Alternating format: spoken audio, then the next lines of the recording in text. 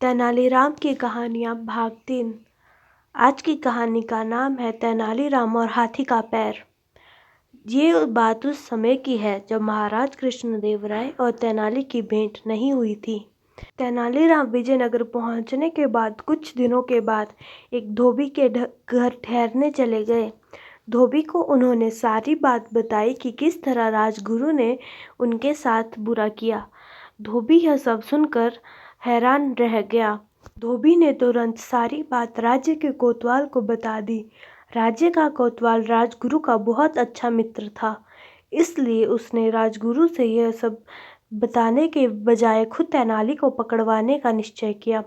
उसने सोचा कि यदि वो तेनाली को किसी झूठे आरोप में पकड़कर महल में ले जाए तो उसे बहुत लंबे समय की सज़ा मिल जाएगी और इस तरह वो राजगुरु के रास्ते में भी ना आ पाएगा।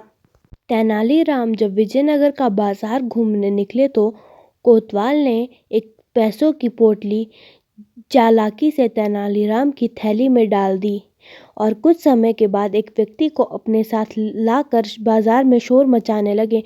किसी ने इस व्यक्ति की पैसों की पोटली चुरा ली है, हमें उसे पकड़ना होगा। जितने भी लोग इस वक्त यहाँ पे हैं सभी एक कतार में खड़े हो जाइए, हमें सबकी तलाशी लेनी है। तेनालीराम भी उस पंक्ति में खड़े थे। जैसे ही तेनालीराम की बारी आई तो उनकी थैली से वो पोटली निकली और उन्हें पकड़ लिया गया। इस तरह उन्हें कोतवाल ने हाथी के पैर के नीचे कुचलवाने की सज़ा सुना दी। ये बात राजा को बताई गई। राजा ने भी इस बात पर हामी भर दी। तेनालीराम को एक बहुत बड़े गड्ढे में डाल दिया गया, लेकिन उनका सर गड्ढे से बाहर रखा गया। तेनालीराम के साथ उस गड्ढे के पास 2-3 सिपाही रख दिए गए ताकि वह वहाँ से भाग ना पाए। थोड़ी देर बाद सिपाही थक गए और वह चाय पीने के लिए बाजार चले गए। तेनालीराम बहुत परेशान था और खुद को बचाने के लिए युक्ति सोच रहे थे। वे बस कुछ भी कर स्वयं को वहाँ से छुड़ाना चाहते थे। उन्हें ज्ञात था कि 1 घंटे बाद उन पे पागल हाथी छोड़ दिए जाएंगे या फिर 2 घंटे बाद तो यहाँ से एक हाथी का झुंड गुजरेगा जिनके पैरों के नीचे आके वे मर ही जाएंगे। वे बहुत घबरा गए थे। थोड़ी देर बाद ही उनके जहाँ पे वो गाड़े गए थे वहाँ से एक कुबड़ा गुजर रहा था। उसे देखकर वे बोले, भाई ज़रा सुनते हो, मैं यहाँ नीचे हूँ। कुबड़ा उन्हें देखकर हैरान रह गया और पूछता है, तुम यहाँ क्या कर रहे हो और तुम इस गड्ढे में क्यों हो? तेनाली बोले, मैं भी तुम्हारी तरह कुबड़ा था, तभी मुझे किसी ने बताया कि इस तरह अगर मैं खुद को गड्ढे में बंद कर लूँ और अपनी गर्दन बाहर रखूँ तो मेरा कुबड़ ठीक हो जाएगा। मैं गड्ढे के अंदर आ तो गया किंतु अब मैं बाहर नहीं निकल पा रहा। क्या तुम मेरी सहायता करोगे? तुम्हें थोड़ी सी मिट्टी हटानी होगी जिससे मैं बाहर निकल पाऊँ।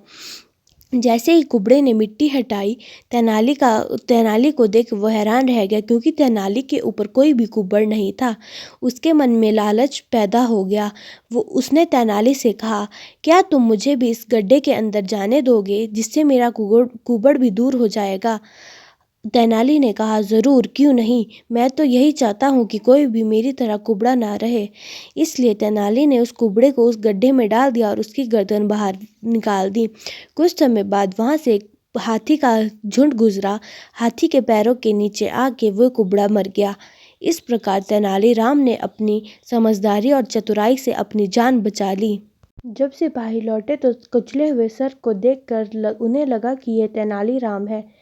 उन्होंने ये सारी बात कोतवाल को बता दी और कोतवाल बहुत खुश हो गया। इस तरह कोतवाल भी मूर्ख बन गया और तेनालीराम बच गए।